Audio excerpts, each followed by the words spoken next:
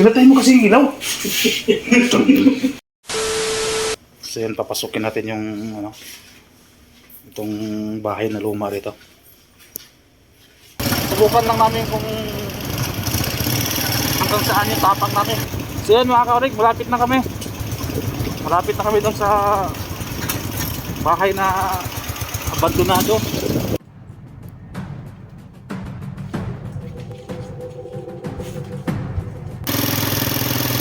Maanting na naman tayo ng ano, multo. Then mga kaurig, pupunta kami doon sa haunted house na sinasabi ni ano, ni Master. Ito, kasama ko si Master Doug. May page na rin to, Master Doug official.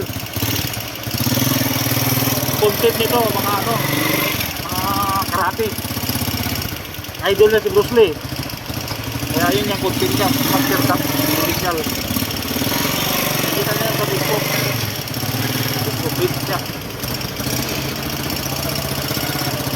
Ayan, pupunta kami sa yun nga, pupunta kami doon sa haunted house na sinasabi ni Master Doug. Subukan lang namin kung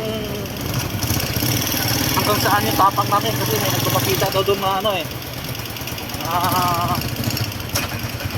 taga-ibang mundo daw. Mas madaling salita, mga multo. Kasi may namatay na doon kaya yun, puntahan namin ngayon. So yan mga kaurig, malapit na kami.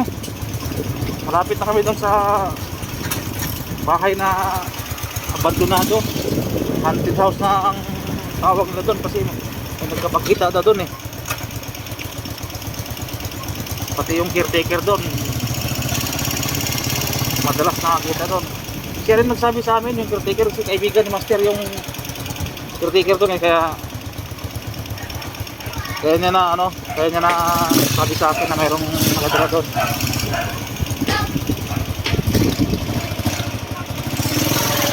Alright, time check muna tayo, 10:30 ng gabi.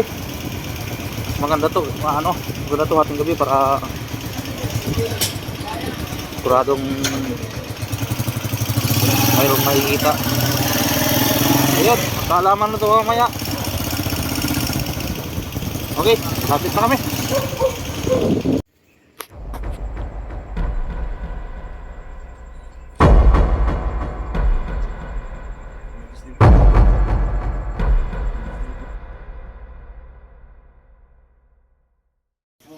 So yan, papasukin natin yung ano, itong bahay na luma rito.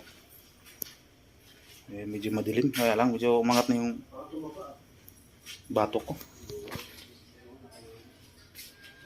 Dito yung ano, kaya lang walang ilaw. Ayun walang ilaw kasi dun. Dito yung banyo, yung ano, yung may nagpapakita.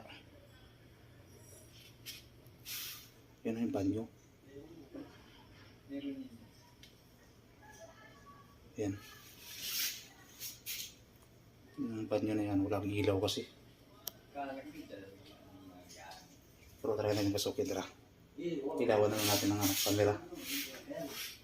Mga kasama ko sa labas lang. Nakatakot, nagpasama lang ako sa kanila.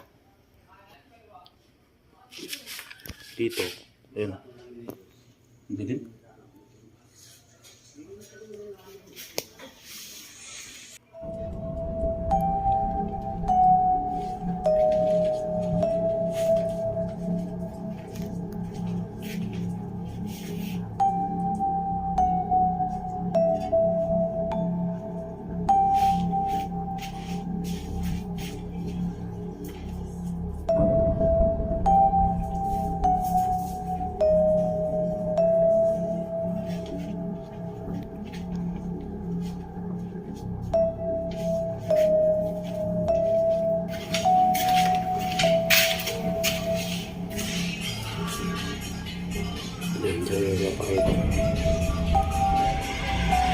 Dito.